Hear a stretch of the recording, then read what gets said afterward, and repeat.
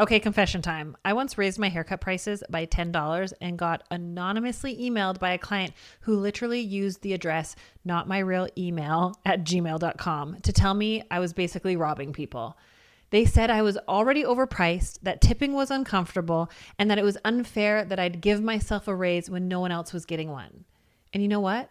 It wrecked me for days. Not because they were right, but because deep down I was already doubting myself. I felt guilty, like I had to justify wanting to work less, charge more, and stop double booking. But here's the truth I wish I knew back then. Raising your prices isn't greedy. It's actually self-respect. It's not about taking from your clients. It's about not abandoning yourself. So if you've been whispering your rates, giving friends and family prices to clients who aren't really your friends or family, or shrinking every time someone asks, did your prices just go up? This episode is for you. Today, we're diving into what price guilt really is about. Hint, it's not about your clients. How to stop managing other people's wallets and start managing your business. And the reframe that will help you finally charge your worth without over-explaining or apologizing. So friend, get your drink, grab your cozy socks, and get under your favorite blanket, and let's dive in. Hey there, you just stumbled into the Anxious Creative Podcast, where overthinking turns into ahas, mess-ups become magic, and anxious spirals, totally part of the process. I'm Dawn Bradley, your messy, imperfect host, here to help you, the recovering people pleaser, the perfectionist, to stop chasing the unachievable and start embracing the chaos. Spoiler alert, that's where the real magic happens anyway. So buckle up, friend, because we're about to have some laugh so hard till you cry moments, a few hard truths to help you grow, and naturally a little, or let's be honest, a lot, of oversharing. You ready? Let's dive in. I remember this spiral going through my mind of I was having a really big price increase, and I was also shifting the services I offered. I was no longer going to double book. I was just feeling so exhausted, and I wanted to be able to give more quality to my clients. And I didn't feel like I was able to have the adaptability or the flexibility that I wanted to give them in their appointments. But stopping double booking and having longer appointments meant my prices had to reflect it so that I could continue to pay my bills and pay myself. But it was scary because I was fearing that my clients would think I was gouging them. I want you to know that raising your prices isn't about taking from your clients. It's about not abandoning yourself. You're not getting away with charging more. You're running a real business. And I think this is one of the hardest things that it's taken my mindset to go around. Like logically, I know these things, but emotionally, I would feel like I was hitting a brick wall. And I remember with my partner at the time going through this exercise of what are you actually scared of? I'm like, I'm scared all my clients will leave. And he's that's silly because you've built and rebuilt your clientele so many times over your career. You know how to do it. If you lose clients, you know how to get new ones. So what's the real fear? And he kept doing this, like peeling back the layers. I'm like, oh my gosh. Okay. So I'm afraid that I'll try to get new clients and no one will pay these prices. And then he's okay. And then what? And I was like, okay, so if I lose clients, I know how to get new ones. If I try to get new ones and no one will book in, then I have to decide like maybe what I'm offering isn't something what people want. Maybe it's something I'm wanting to create, but maybe it's not a need that people see they have. So I'll have to adjust my offer. And he's okay, cool. So then like you adjust your offer and he's then what's the actual fear? And I'm like, I'm afraid that if I adjust the offer, still nobody will come.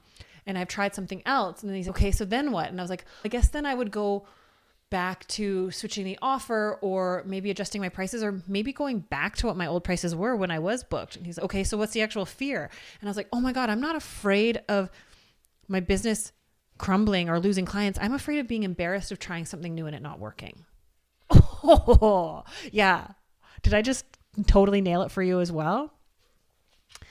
Your job isn't to manage other people's wallets. I want you to know that. And you're not responsible for their financial situation. You're responsible for keeping your doors open.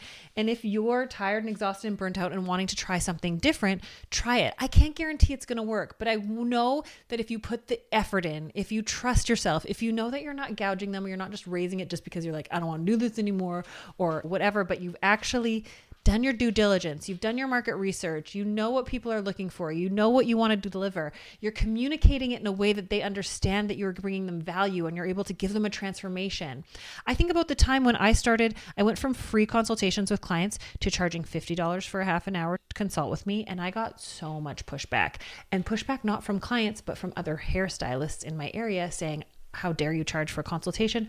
I've never charged in my entire career. Duh. And I was like, interesting. But the people that were booking in and paying my $50 for a 30-minute consultation that at the time did not go towards their appointment because I had the demand and I didn't need new clients, the reoccurring feedback I got from clients was, wow, it's so nice to be able to have someone sit down and listen to me. I was fulfilling a need they weren't getting anywhere else, that they were craving and wanting. So when it comes to raising your prices or changing your services, you need to recognize that it's not just something you want to do, but you're also creating something that people are looking for and needing. And that's their decision whether or not they can not even afford to, but they want to spend the money. Because the biggest thing I see about when it comes to prices is people like, this person can afford to, or this person has the money to. Just because they're wealthy or you perceive them to be wealthy doesn't mean that they want to spend their money or they budget it. I would make the argument that the more wealth someone has, the more strict they are with their budget, the better they manage their money. And so changing prices, you might get pushback from the people who you think quote unquote can afford it. And then the people who don't have as strict a budget or see the value. It's not just about wealth, but someone's wealth or how much money someone has is not an indication of whether they will pay your prices when you raise them. I need you to know that. The other thing I need you to know is that if you're not raising your prices when your costs go up, you're giving yourself a pay cut. Discounting isn't generous if it leads to burnout and resentment and ultimately leaving the industry. And realizing that it's not just about keeping your prices the same, it's about keeping your margins the same. So knowing when your cost of your supplies go up, that cost should be handed over to the consumer. That is good business. The hardest thing, if you listen to last week's episode, was when I got an email when my prices for my haircuts went up $10. Someone saying, I can't believe Dawn would give herself a raise in this economy when most of us aren't getting raises. I guarantee you that person worked for a company that did not give raises that year due to the economy, and they were frustrated that they weren't able to get a raise. But the reality is that my prices weren't going up giving myself a raise, but because I was a self-employed service provider, sometimes my clients assume that. And I don't think we have to justify our prices either. Sometimes over-justification is a sign of guilt, but it's hard to feel misunderstood. And I want to empathize with you on that. But recognizing if someone was to push back, you can say I want you to be aware that the cost of my running my business has gone up. And so for me to be able to break even, I've had to do this. But that also comes with emotional discounting. My student, Catherine, went from, I can't remember the exact numbers, but it was like around $55,000 a year to $129,000 a year just from stopping emotionally discounting. How much money are you cutting yourself? Because you're not only not raising your prices, but you're also emotionally discounting. And I always say emotionally discounting is fear-based. If you're compassionately giving a discount, that's something very different. And so I want you to think about these common triggers that produce guilt, and I want you to start being aware of them. They've been so loyal, I feel bad for raising their price. Or they've already told me I'm already expensive. Or what if I lose them and no one else books? Or who am I to charge that much? Can I be really real with you here for a second? Guilt is often masked as fear of rejection, imposter syndrome, and low self-worth. The moment you start realizing that you're saying one of these things, they've been so loyal, I feel bad for raising their prices. People who trust and believe in your business and see you as the authority will communicate compassionately generally with you. And rewarding loyalty with ultimately, tough love here, running your business into the ground isn't the way. Can you imagine if McDonald's was like, I always use McDonald's because I love my chicken nuggies. They're like, they've been coming here since they were 5 and they've been getting chicken nuggets since they were 5 and they've been so good. No, that's just not the reality of how business works. And we need to separate business from emotion. And you can still, I need you to know, you can still be kind, compassionate, and caring and empathetic while also running your business well. And you'll actually develop more trust, respect, loyalty, and authority with your clients when you run your business like a business. And that doesn't mean coming down with the hard hammer. And I always say the old school, like patriarchal way of running a business where this is the way it is. Like, you don't need to become cold and calculated. You can still be that compassionate person. I don't want you to lose the compassionate side of you. I want you to stop sacrificing yourself in the name of compassion. Stop sacrificing yourself in the name of compassion. You're not being compassionate. You're scared of standing up for yourself because you don't know how to do it in a way that communicates to your clients that you're taking care of them. You're not doing something to them or at them, you're doing it for them. And when you communicate your price increase, when you switch your prices with kindness, compassion, and empathy, showing your clients you're not doing something to them or at them, but you're doing it for them. This is the stuff that I teach in Rock Your Business. You are actually showing them that you care. I can't tell you how many of my students say, Dawn, I raised my prices, and my long-term client said, it's about time. People will only pay you what you charge them, and no one can thank you for a gift they didn't know they got. And so convincing yourself of these, they're so loyal, I feel bad, or they already told me I'm too expensive, or, oh, I'm going to lose everyone, or who am I to charge that much? It's really just, I'm scared of being rejected. I'm scared of the result confirming that I'm not worthy, or that I shouldn't be doing this, or or I'm a total fraud. You're afraid that if these things happen, if someone pushes back, if someone says you're too expensive already, if someone leaves you, or they go, wow, must be nice, you fear that that means that you're not worth it, you're not good enough, and you shouldn't be doing it. And that simply isn't true. I'm here to tell you that. So I want you to use the just uncomfortable enough rule when setting prices. I really believe if it makes you a little nervous, it's probably right. Because nerves are a sign of getting out of your comfort zone and that you care. Track your business costs so you can back your prices with facts, not feelings.